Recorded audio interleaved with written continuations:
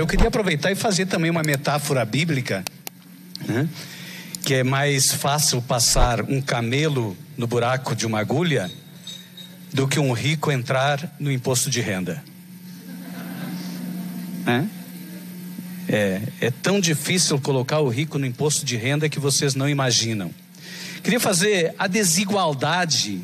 Ela tem muitas faces, muitas cores, né? Ela tem muitos aspectos onde ela se manifesta. Mas a desigualdade econômica parece ser aquela desigualdade produtora das demais, em grande medida, geradora das demais desigualdades.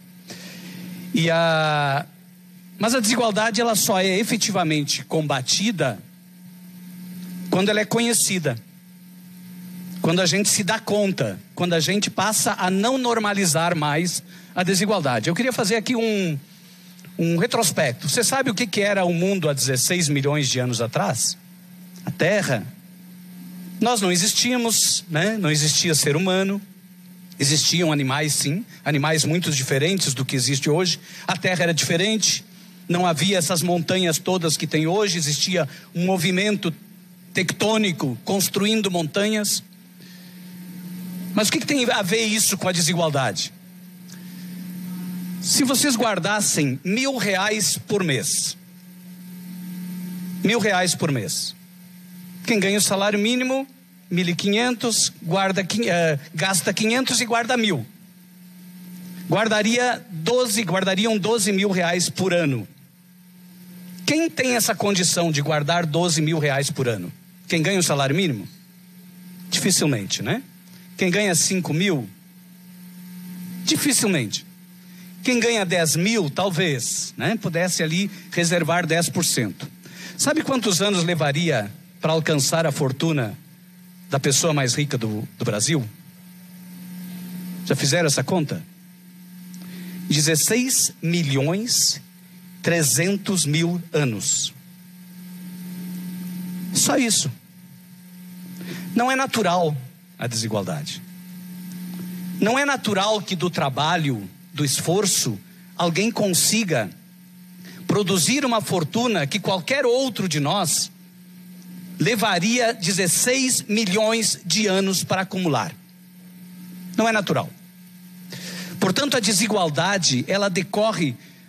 Tem uma frase de um advogado norte-americano, Brian Stephenson, advogado formado em Harvard, negro, que dedicou a vida dele para defender, para revisar processos de pessoas condenadas que estavam no corredor da morte, todas elas pobres, a maioria pretas. E ele retirou do corredor da morte mais de 120 pessoas que tinham sido julgadas de forma ineficaz por serem pobres e por serem pretas. E ele tem uma frase emblemática que diz assim: o oposto da pobreza não é a riqueza, é a justiça. Muito interessante, né? Porque de fato a gente vive as consequências de uma sociedade injusta, de uma sociedade que acumula, de uma sociedade que acumula riquezas. E não há forma de acumulação de riquezas que não seja de extração. Alguém perde para alguém acumular. Qual é o instrumento mais eficaz nas mãos do Estado para enfrentar este processo natural do mercado de acumulação e de concentração de riqueza? É o instrumento tributário. Os constituintes, em 1988, pela primeira vez na história do Brasil, criaram as bases para a gente construir um estado de bem-estar social. E foi ali que foi desenhado o conjunto dos direitos sociais. E vejam, o pastor Henrique falou aqui da fome. O artigo 6º da Constituição diz que a alimentação é um direito. Portanto, se ainda há alguém com fome, a Constituição não está sendo cumprida. A fome, portanto, é inconstitucional. O que aconteceu a partir da Constituição de 88? Nós tardiamente construímos o nosso estado de bem-estar social. Tardiamente. Por que tardiamente? Porque coincidiu exatamente com o período em que os estados de bem-estar social de todo mundo estavam sendo duramente atacados pelo neoliberalismo. E é no Brasil da mesma forma. Construímos a nossa Constituição contra os ataques neoliberais. Só que não se constrói uma sociedade justa, livre e solidária, como diz a Constituição. Não se constrói, não se promove o desenvolvimento nacional, como diz a Constituição, artigo 3º. Não se reduz as desigualdades, não se erradica a pobreza, como diz o artigo 3º da Constituição. E nem se promove o bem-estar de todos, sem que a gente controle os instrumentos. E o principal instrumento que estava lá na Constituição era o instrumento tributário. Era preciso fazer com que a tributação, pelo menos a partir da Constituição, se tornasse uma tributação progressiva, onde os mais ricos passassem a pagar impostos ou mais impostos e os mais pobres pudessem pagar menos. E que a carga tributária pudesse crescer até o ponto de que todos os nossos direitos fossem atendidos. Isso estava desenhado na Constituição. Mas nós não controlamos o instrumento. O instrumento ficou nas mãos daqueles que não queriam o estado de bem-estar social. E continuam nas mãos daqueles que não querem o estado de bem-estar social. Tanto que no ano de 1989, um ano depois, o imposto de renda da pessoa física, que é o melhor instrumento para a distribuição de renda, que tinham 7 alíquotas em 88, a alíquota máxima era 45% em 88, se reduziu para apenas 2 alíquotas e a alíquota máxima de 25%. O setor poderoso, o setor mais rico, rapidamente tratou de sair do polo financiador do Estado. Não contentes com isto, fizeram a maior reforma tributária que o Brasil já viu na década de 90. Trataram em 1995, o deputado Mauro Benevides falou disso, isentaram lucros e dividendos. O que significa isentar lucros e dividendos? Significa dizer hoje que R$1 trilhão não paga imposto de renda.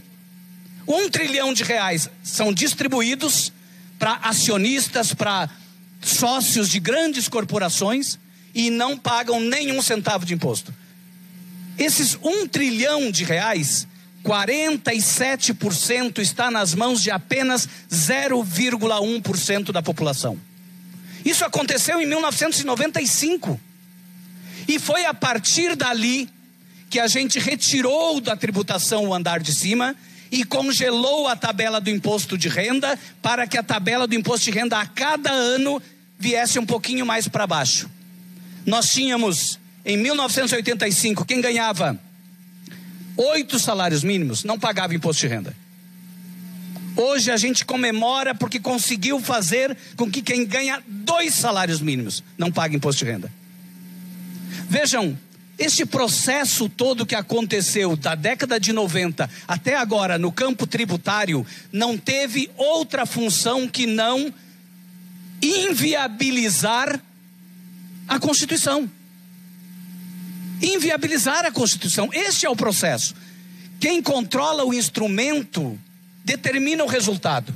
Portanto, é fundamental que a sociedade, que a defesa do combate à desigualdade social se aproprie de forma efetiva e dispute o instrumento tributário. E agora nós temos uma oportunidade ímpar. Está no Congresso Nacional uma proposta muito pouco ousada, mas uma proposta extremamente emblemática e muito bem-vinda. Discutir, sim, a necessidade de rever aquilo que foi feito na década de 80 e voltar a cobrar tributos sobre lucros e dividendos. Ainda que de forma extremamente pouco ousada. Se a gente cobrasse deste 1 trilhão o imposto de renda da mesma forma que se cobra de cada trabalhador no Brasil, nós poderíamos arrecadar em torno de 200 bilhões a mais de tributos. Quanto que a gente precisa para acabar com a pobreza no Brasil? Para acabar com a fome? Para erradicar, para cumprir os objetivos constitucionais? Segundo a OIT, a gente precisa 25 bilhões por ano. Segundo o IBGE, lá em 2020, ainda em 2020, dizia que era 120 bilhões por ano. A gente consegue arrecadar 200 bilhões revogando 2 artigos da Lei 9.249. Isso é bom ou é ruim? Isso é excelente.